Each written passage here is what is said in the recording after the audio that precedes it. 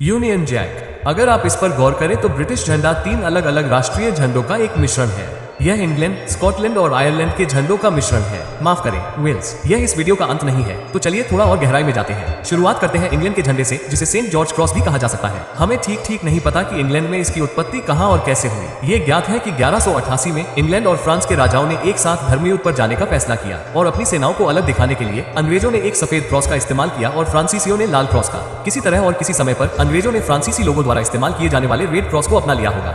एक किंवदंती है कि तीसरे धर्मयुद्ध में राजा रिचर्ड द लायनहॉर्ट ने अंग्रेजी धर्मयुद्ध की सेनाओं में इस्तेमाल के लिए इस प्रतीक को अपनाया था, लेकिन ऐतिहासिक रूप से यह बहुत अस्पष्ट है। इंग्लैंड में झंडे पर रेड क्रॉस का पहला इस्तेमाल 1545 में अंग्रेजी नौसेना के समुद्री झंडे के तौर पर हुआ था। अंग्रेजी सुधार के दौरान सेंट जॉर्ज इंग्लैंड के प्रमुख संरक्षक संत बन गए और उनके धर्म के अलावा देश में सभी धार्मिक झंडों को हटा दिया गया। इससे उनके क्रॉस को इंग्लैंड से और भी ज्यादा जोड़ा जाने लगा। अब बात करते हैं स्कॉटिश झंडे की, जिसे सेंट एंड्रू क्रॉस भी कहा जाता है। इसकी उत्पत्ति सेंट एंड्रू के शहीद के इर्द गिर्द घूमती है। सेंट एंड्रू स्कॉटलैंड के संरक्षक संत हैं और किंवदंती के अनुसार उन्हें एक्स आकार के क्रॉस पर सूली पर चढ़ाया गया था।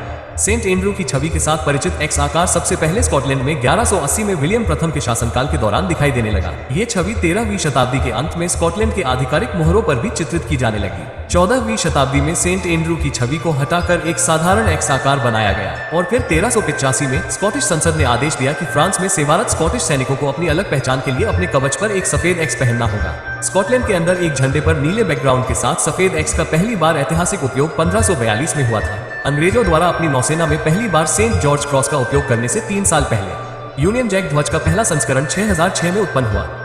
3 साल पहले 6003 में स्कॉटलैंड के जेम्स प्रथम ने अंग्रेजी और आयरिश दोनों सिंहासन विरासत में लिए थे और स्कॉटलैंड के अलावा तीनों राज्यों पर शासन किया था।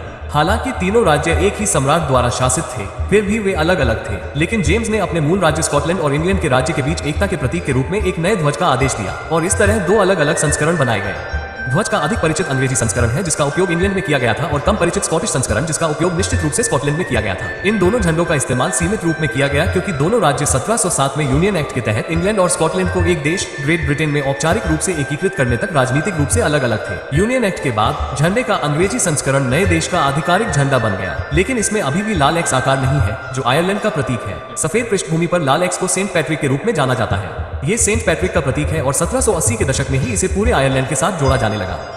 इसे ऑर्डर ऑफ सेंट पैट्रिक के प्रतीक के रूप में अपनाया गया था, जो कि अंग्रेजी राजा जॉर्ज III द्वारा बनाया गया एक आदेश था।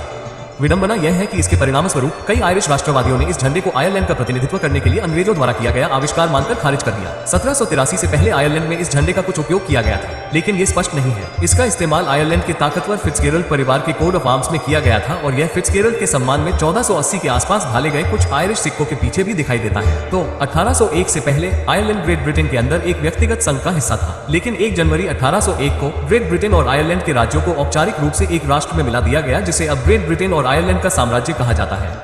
आयरलैंड के राज्य में शामिल होने का प्रतीक बनाने के लिए झंडे को फिर से लाल एक्स क्रॉस से बदल दिया गया, ताकि तीनों राज्यों को एक ही झंडे पर दर्शाया जा सके। फिर से बेचारा वेल्स। अब तक किसी को भी पहले से ही भीड़ भाड़ वाले झंडे पर आपको फिट करने का एक अच्छा तरीका नहीं मिल पाया है। वेल्स को दर्शाए बिना भी ये संघ ध्वज आयरलैंड के अधिकांश हिस्सों के यूनाइटेड किंगडम से अलग होने के बाद भी बना हुआ है। लाल एक्स क्रॉस अब उत्तरी आयरलैंड का प्रतीक है, जो अभी भी राज्य का हिस्सा है।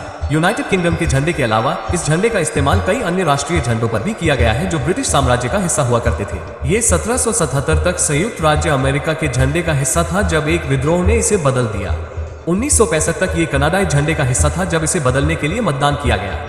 1994 तक दक्षिण अफ्रीका के झंडे का एक छोटा सा हिस्सा था, जब रंगभेद आखिरकार समाप्त हो गया और यह न्यूजीलैंड, ऑस्ट्रेलिया, टुवालू, कुक द्वीप समूह, फिजी, ब्रिटिश कोलंबिया के कनाडाई प्रांतों, ओंटारियो, मैनिटोबा और न्यूफाउंडलैंड के साथ साथ संयुक्त राज्य अमेरिका के हवाई राज्य के राष्ट्रीय झंडों का हिस्सा बना हुआ है। और सेंट जॉर्ज क्रॉस के साथ अंग्रेजी ध्वज ये कनाडा के अल्बर्टा के झंडे पर भी पाया जाता है। न्यूजीलैंड ध्वज जनमत संग्रह और 2014 में यूनाइटेड किंगडम छोड़ने के लिए स्कॉटलैंड जनमत संग्रह जैसी हालिया घटनाओं के साथ दुनिया भर में यूके के झंडे की स्थिति और खुद यूके के झंडे की स्थिति अभी भी परिवर्तन के अधीन है। अगर स्कॉटलैंड ने 2014 में यूनियन से बाहर निकलने के लिए वोट दिया होता तो ब्रिटेन का झंडा कैसा दिखता?